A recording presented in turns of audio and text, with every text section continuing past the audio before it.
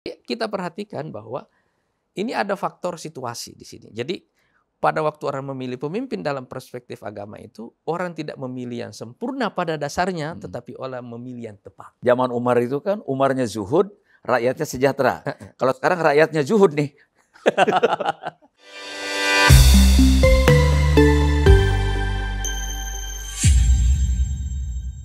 Assalamualaikum warahmatullahi wabarakatuh. Kembali berjumpa bersama saya Deddy Miing Gumelar dan Anda cukup panggil saya Miing. Kita jumpa di program AM, Anies Mata Menjawab. Begitu banyak pertanyaan yang nyaris kali ini hampir sama dari beberapa akun yang masuk kepada kami. Di antaranya dari Adi Kabarani Repajori, kemudian juga Abdul Halim, lalu akunnya Siti Mulyati dan Arjun AMZ. Dan ini masih banyak lebih dari 10 yang kami pilihkan yang kurang lebih pertanyaannya atau isi dari pertanyaannya itu hampir sama atau irisannya mirip-mirip. Nah untuk itu saya coba bacakan dari akunnya Adi Kabarani. Assalamualaikum warahmatullahi wabarakatuh. Pak Anies Mata, saya salah satu warga negara Republik Indonesia yang mengagumi Bapak. Kemudian pikiran-pikiran Bapak sangat menginspirasi dan syarat edukasi. Ide gagasan soal masa depan Indonesia dan sangat logis dan terurai. Peta jalan menuju 5 besar dunia tidak sekedar narasi-narasi bersifat politis, tetapi sangat jelas skematiknya. Terlepas dari bagaimana mewujudkan visi itu ke depan, yang pasti ada momentum 2024 menjadi ruang uji bagi Partai Gelora mengambil peran berkontribusi untuk negeri ini. Terima kasih doanya loh. Pertanyaannya, Pak Anies, apa yang menjadi kriteria bagi Partai Gelora dalam menentukan sikap keberpihakan pada figur-figur capres dan cawapres 2024. Pertanyaan ini mungkin hampir jutaan orang yang bertanya. Ini diwakili oleh mereka kurang lebih yang kami bacakan tadi. Silakan Pak Anies. Assalamualaikum warahmatullahi wabarakatuh. Waalaikumsalam warahmatullahi wabarakatuh. Terima kasih Bang Miing. Saya ingin mendahulukan menjawab pertanyaan ini ya, walaupun kita menerima banyak sekali pertanyaan. Banyak sekali. Ini pertanyaan yang paling banyak terulang dalam sesi pekan ini ya. Ya, betul. Ada yang bertanya siapa capresnya Partai Gelora, apa kriteria capresnya, kapan menetapkan capres dan seterusnya. Kali ini saya akan menjawabnya secara lebih komprehensif ya. Karena persoalan ini dari mulai hotel berbintang sampai warung kopi mereka berbicara tentang calon presiden. Memang udah waktunya. Udah waktunya. Udah waktunya kita bicara ini. Iya. Jadi saya akan menjelaskan masalah ini dulu dari 4 perspektif ya. Yang pertama ada perspektif agama dulu. Saya mau mengklarifikasi banyak masalah perspektif keagamaan dalam kaitan memilih presiden atau memilih pemimpin ya. Yang kedua dari perspektif geopolitik. Karena ini penting bagi kita. Yang ketiga dari perspektif nasional. Jadi dari perspektif perpolitikan nasional, dan yang keempat yang spesifik dengan kepentingan Partai Gelora. Saya mulai dari yang pertama, Bami ya. Dari perspektif keagamaan dulu ya. Kenapa saya ingin menjawab pertanyaan ini dari perspektif keagamaan? Karena nanti kita akan bertemu dalam masa kampanye. Orang-orang menggunakan dalil-dalil agama dalam membenarkan pilihan calon presidennya. Pasti itu ya. Sebagai referensi argumen. Iya. Artinya orang menggunakan basis pembenarannya, basis legitimasi, argumentasinya itu salah satunya biasanya adalah alasan agama. Apa sih kriteria orang kalau memilih pemimpin? Secara sederhana dalam Islam, itu persis seperti ketika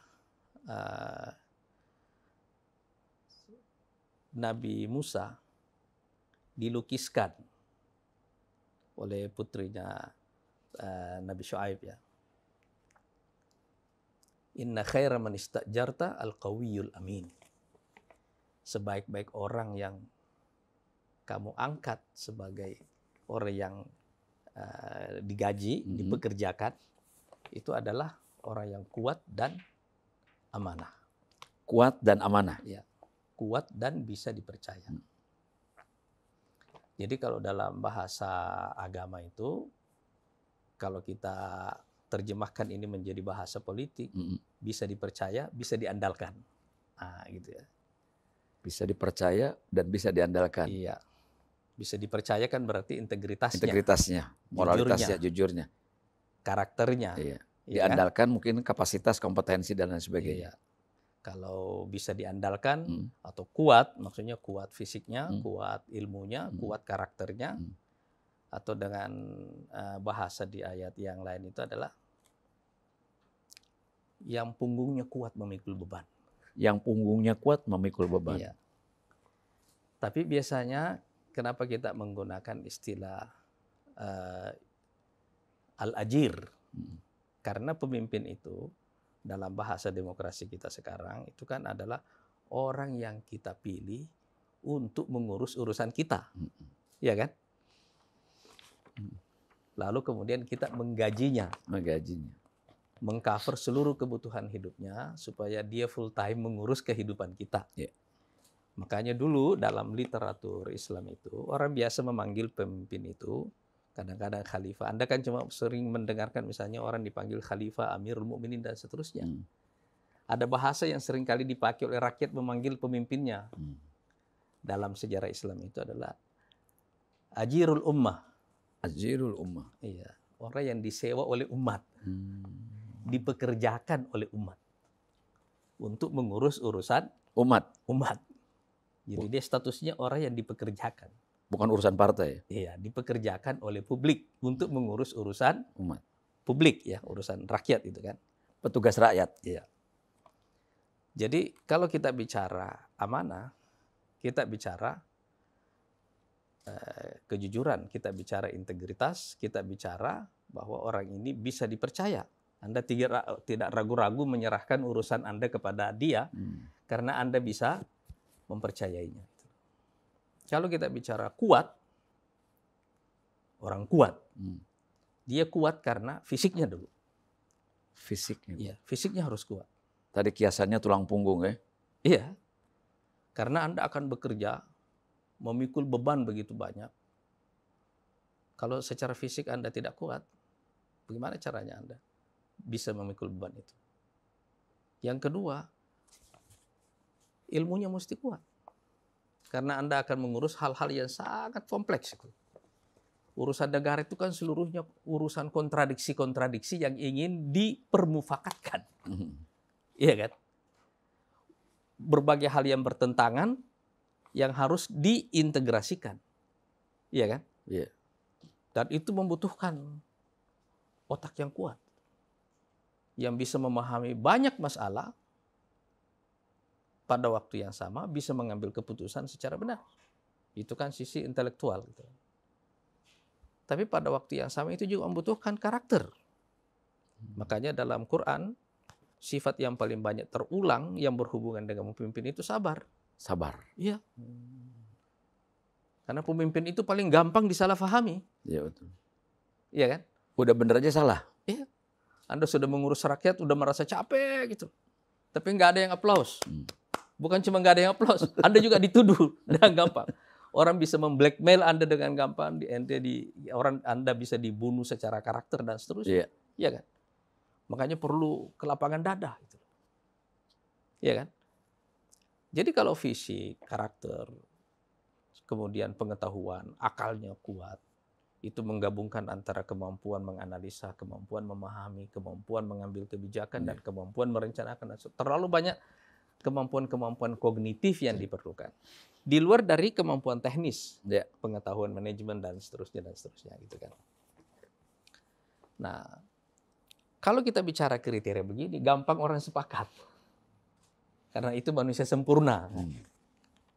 Yang banyak menjadi perdebatan dalam literatur Islam itu adalah bagaimana kalau dua syarat itu tidak terpenuhi keseluruhannya. Ada orang amanah tapi tidak kuat. Atau sebaliknya ada orang yang kuat tapi tidak amanah. Iya kan? Ada seorang sahabat itu pernah meminta dikasih jabatan sama Rasulullah. Gitu kan. Lalu Rasulullah SAW mengatakan, enggak. Kenapa Rasulullah mengatakan enggak gitu loh? Innahala amanah. Ini amanah itu.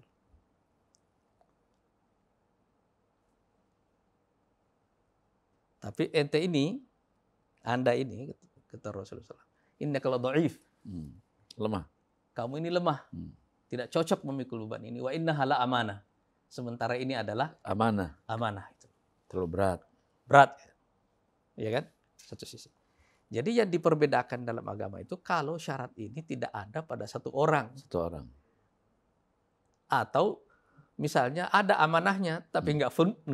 Nggak penuh. Ada kuatnya tapi tidak amanah. Penuh. Tidak penuh. Iya kan?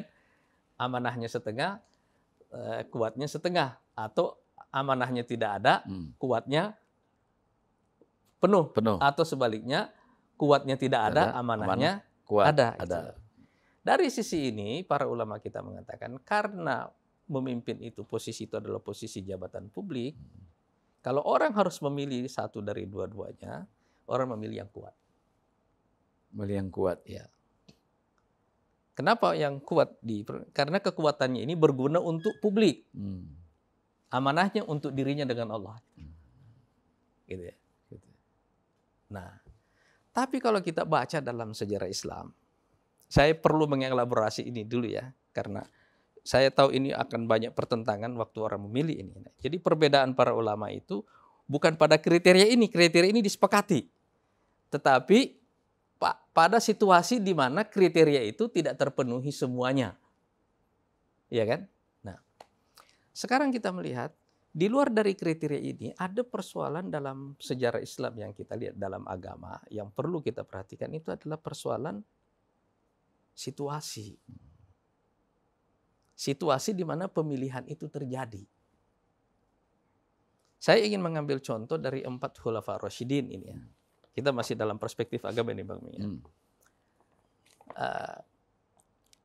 Abu Bakar, Umar, Utsman, dan Ali ini bisa kita kategorikan secara karakter. Itu pada 2 kutub yang berbeda. Abu Bakar dan Utsman ini kutub lembut. Umar dan Ali ini kutub keras. Karakter. Ya. Tapi Anda lihat orang ini datang silih berganti. Abu Bakar dulu, baru Umar, baru Utsman, baru Ali. Kombinasi. Ya. Ini ganti-ganti.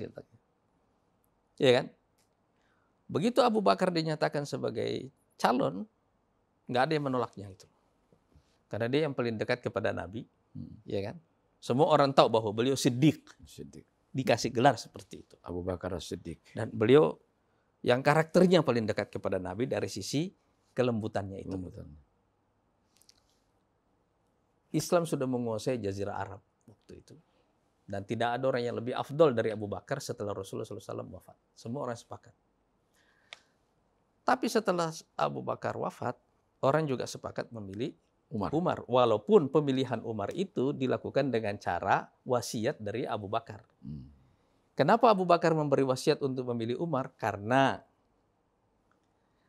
Abu Bakar khawatir bahwa ada orang yang tidak layak jadi pemimpin tapi mau jadi pemimpin. Sementara Umar ini yang paling layak tapi dia zuhud orangnya. Zuhud ya. Dia belum tentu mau. Dia nggak minat dengan itu. Tapi dialah yang paling layak. Makanya Abu Bakar memutuskan pakai wasiat. Kalau tidak ada wasiat belum tentu mau juga. Belum tentu mau. Akhirnya Umar terpilih dengan wasiat itu kemudian disepakati. Nah, periode Umar itu adalah periode bersama Abu Bakar ini periode ekspansi. Periode penetapan fondasi negara baru.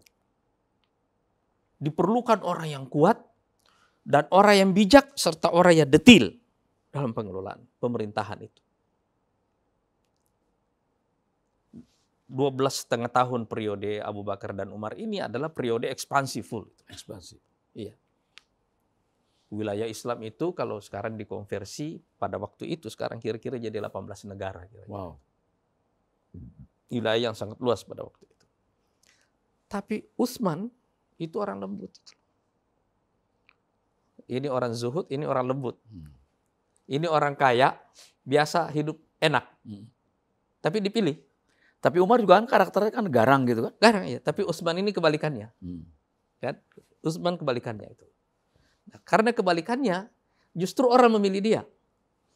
Kenapa? Karena waktu itu jadi antitesa dari yang pemimpin yang terdahulu. Ada situasi di mana ini ekspansi sudah kemana-mana. Ada kesejahteraan yang merata. Ketika Utsman itu.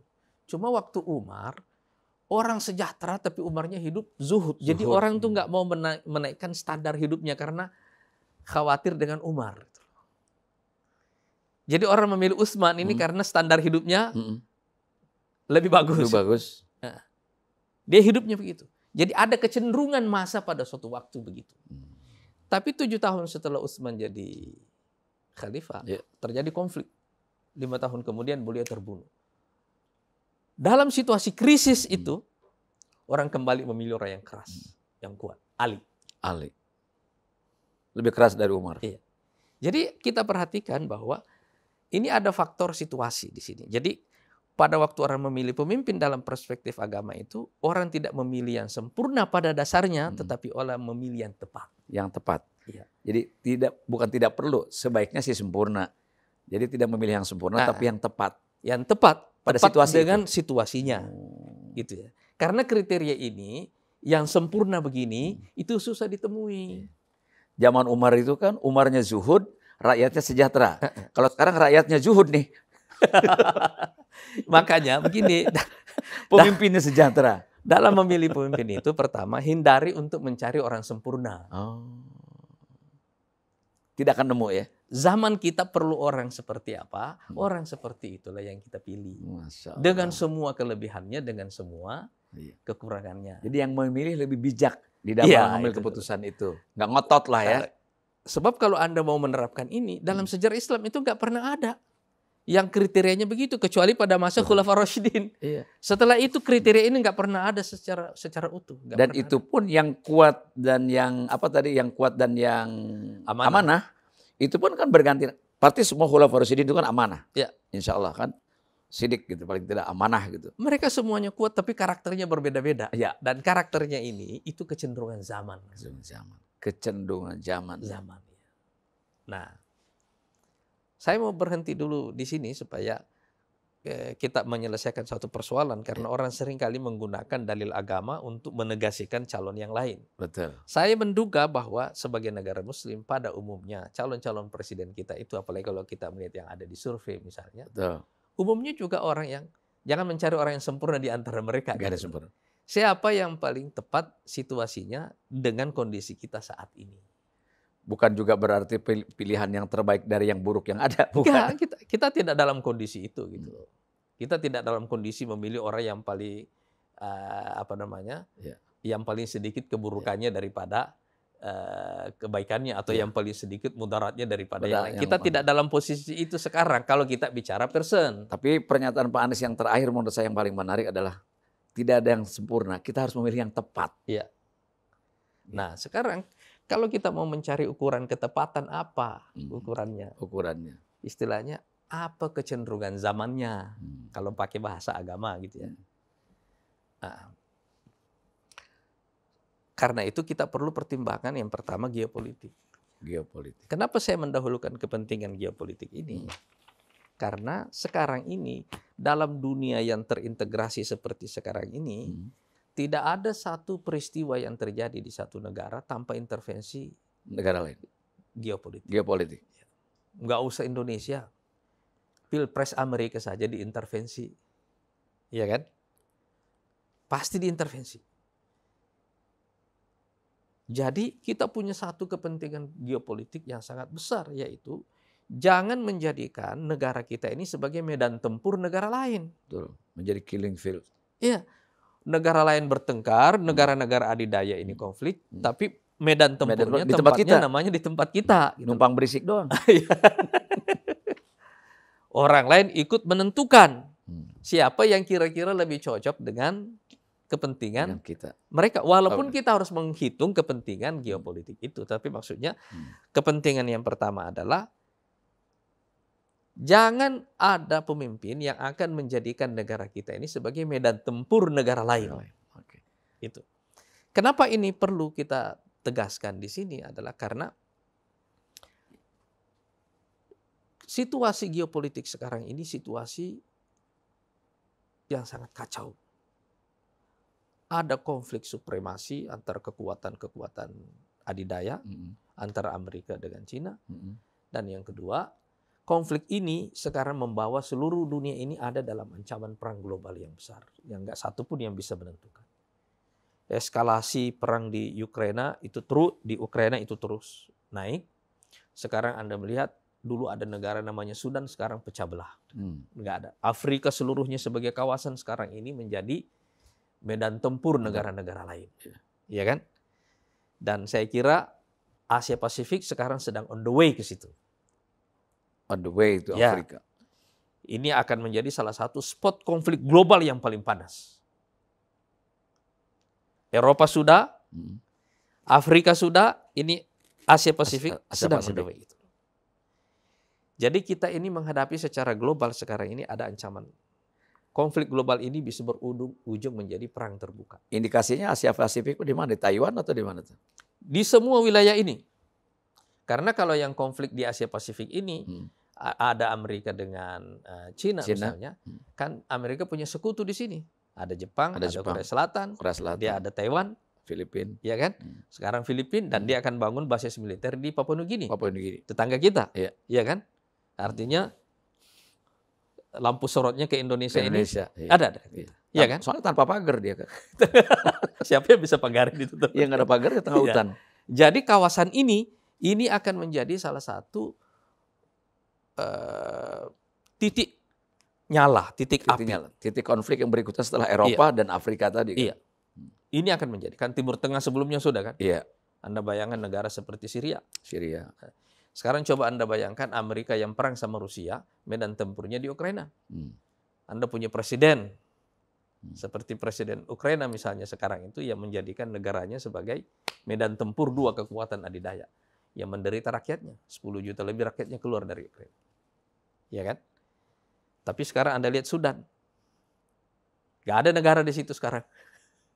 Dua kekuatan ini bertengkar, sama-sama tentara, sama-sama punya pasukan, dan gak ada lagi negara yang namanya Sudan. Iya kan? Iya. Kita nggak tahu nanti negara itu nanti ujungnya pecah berapa gitu. Nah, Indonesia ini salah satu daerah yang paling strategis menjadi spot konflik negara-negara adidaya. Jadi kita punya ancaman perang itu. Tapi di luar dari ancaman perang ini kita juga punya masalah lain yang sifatnya climate change, itu krisis apa namanya? Perubahan iklim. Mungkin lebih tepat kalau kita sebut sebagai krisis lingkungan ya. Dan ini kan bisa menyebabkan banyak sekali bencana alam. Jadi antara ancaman perang dan ancaman bencana ini secara geopolitik sekarang. Tetapi ada implikasi yang hari-hari kita rasakan, yaitu efeknya pada perekonomian kita. Karena konflik ini pasti berefek pada lajunya perputaran ekonomi dunia. Ya kan? Anda merasakan sejak konflik Ukraina dalam 1 tahun terakhir ini, harga pangan naik, harga energi naik. Betul. Inflasi luar biasa gitu kan. Artinya semua yang terjadi secara global ini punya dampak secara langsung kepada negeri kita itu. Dan situasi ini akan lebih memburuk lagi di tahun-tahun yang akan datang. Artinya perubahan geopolitik itu otomatis merubah kondisi keadaan negara-negara tersebut. Ya, jadi maksud saya adalah masa depan Indonesia di tahun yang akan datang ini, dan kita akan menyaksikan tahun 2024 sampai tahun 2027 ini akan menjadi tahun yang sangat krusial secara global ya. Dalam peta konflik kekuatan-kekuatan supremasi ini. Ini akan menjadi situasi yang sangat kompleks sekali itu. Dan sangat mungkin negara kita ini menjadi salah satu medan tempur yang paling enak bagi kekuatan negara adidaya itu. Karena itu perlu kita pertimbangkan. Dari dua topik bahasan tadi, dia nomor satu adalah referensi tentang agama, kedua tentang geopolitik, itu menentukan arah sesungguhnya kita harus mencari pemimpin di 2024 yang tepat. Iya. Oke, lanjut Pak Anies. Yang ketiga, saya masuk kepada sisi perspektif Indonesia, kepentingan nasional kita saat ini. Ya. Dalam konteks konflik global sekarang ini, salah satu masalah nasional yang paling krusial itu bagi kita sekarang ini itu adalah ancaman disintegrasi. Disintegrasi. Ya. Kenapa saya menyebutnya ancaman disintegrasi ini? Orang mungkin tidak membaca masalah ini secara lebih dalam. Kita tidak ingin menakut-nakuti orang. Tapi kita ini negara besar. Populasinya 280 juta. 70 atau 280 juta ya, 270 juta lah kita katakan ya. Negara ini negara kepulauan. Iya kan? Semua faktor-faktor untuk membuatnya terbelah itu banyak. Banyak. Agama, ras, etnis, gitu ya. Ini banyak nih. Secara geografi ini gampang dipecah. Tetapi yang paling bisa membuatnya ini terpecah-pecah, salah satunya itu adalah isu ekonomi. Isu ekonomi. Ya. Sekarang ini kita masih bertahan, masih kelihatan rukun baik-baik. Ya. Satu, karena tekanan ekonomi dari krisis global ini tidak sekuat yang terjadi di Eropa misalnya. Betul. Ya kan? Begitu kita mengalami tekanan ekonomi yang sangat berat, kita punya ancaman disintegrasi. Satu. Kenapa ada ancaman disintegrasi seperti itu begitu ada masalah ekonomi? Karena ada pihak dari luar yang mungkin menggunakan krisis itu. Nah sekarang efek tekanan ekonomi secara global ini belum terlalu besar bagi kita, makanya inflasi kita masih ya manageable lah. Ya. Kita masih tumbuh di angka 5% dan seterusnya. Masih terkelola. Masih terkelola. Tapi pemain-pemain global ini belum masuk ke Indonesia seperti mereka masuk ke Ukraina, seperti mereka masuk ke Afrika, seperti mereka masuk ke Syria sebelumnya. Disintegrasi tidak selalu dengan kekuatan militer kan? Iya. Hanya terlalu banyak variabelnya. Iya, terlalu banyak instrumen yang bisa digunakan. Tetapi ada hal-hal yang given kita di sini yang membuatnya itu situasinya lebih gampang. Jadi situasi Indonesia begitu banyak memenuhi syarat secara negatif untuk dipecah. Iya. Jadi secara geografi kita negara kepulauan, gampang dibelah-belah. Yang kedua kita punya keragaman etnis, betul. Kemudian keragaman agama. Iya. Ini gampang sekali menjadi faktor pemicu. Nah, apabila ada triggernya dua, satu krisis ekonomi, yang kedua intervensi luar. Intervensi luar. Jadi ekonomi dan intervensi luar. Iya. Atau memang ekonomi dikelola dari luar menjadi kemudian pintu masuk lagi. Iya. Itu akan jadi ini akan menjadi salah satu ancaman terbesar kita. Jadi kita punya sekarang 3 ancaman. Ya. Ancaman geopolitiknya, luar. Kemudian ancaman lingkungan. Jadi ada ancaman perang, ada ancaman ekonomi, lingkungan, dan kemudian sekarang ada ancaman nasional yaitu ancaman disintegrasi. Ini perlu kita pikirkan. Nah sekarang yang keempat, ini bagian akhir nih. Terus apa kepentingan Gelora di semua situasi itu. Inilah mengapa saya selalu bicara tentang politik populasi dan bukan politik identitas. Sekarang waktunya kita membutuhkan narasi yang menyatukan kita sebagai bangsa karena kita sangat berbeda. Ya kan? Tapi pada waktu yang sama mengilhami kita untuk menghadapi krisis global yang sekarang ini sedang terjadi. Ya kan? Apa gunanya Partai Gelora misalnya ada di parlemen kalau Indonesia udah pecah? Iya. Iya kan? Nggak ada gunanya gitu. Iya. Iya kan? Jadi sekarang karena itu kepentingan Partai Gelora di sini adalah kita akan mempertahankan politik populasi di sini, politik tengah ini. Karena ini yang menyatukan. Menurut saya ancaman terbesar kita dalam Pilpres yang akan datang itu adalah polarisasi. Polarisasi kanan dan kiri ini sangat berbahaya bagi keutuhan kita sebagai bangsa. Dan itu sudah diawali sejak tahun 2019. Ya. Sebenarnya sih sejak 2014 ya. Sudah ada. Di sini ya. Tapi misalnya peaknya waktu Pilkada DKI misalnya. Betul. 2017. Ya, 17. Kemudian 2019. Nah ancaman ini berbahaya bagi kita ini sekarang. Jadi kita perlu kekuatan tengah yang kuat yang bisa menjadi faktor pemersatu. Ya. Nah Saya kira saya menjelaskan kriteria ini Ya. cukup sederhana dalam 4 perspektif ini, dan insya Allah Partai Gelora akan menetapkan pilihannya Oke. dalam waktu yang tidak terlalu lama. Pertanyaan tadi sudah dijawab oleh Pak Anies dengan 4 hal tadi. Iya. Lalu mungkin akan pertanyaannya menyusul. Dari semua referensi dan argumen tadi, kira-kira solusinya Partai Gelora mau melakukan seperti apa? Gitu. Kita pasti akan menetapkan capres kita itu. Itu yang ditunggu. Iya, itu yang ditunggu, dan insya Allah dalam waktu yang tidak terlalu lama Ya. Partai Gelora akan menetapkan calon Capres. presidennya. Insya Allah. Ya.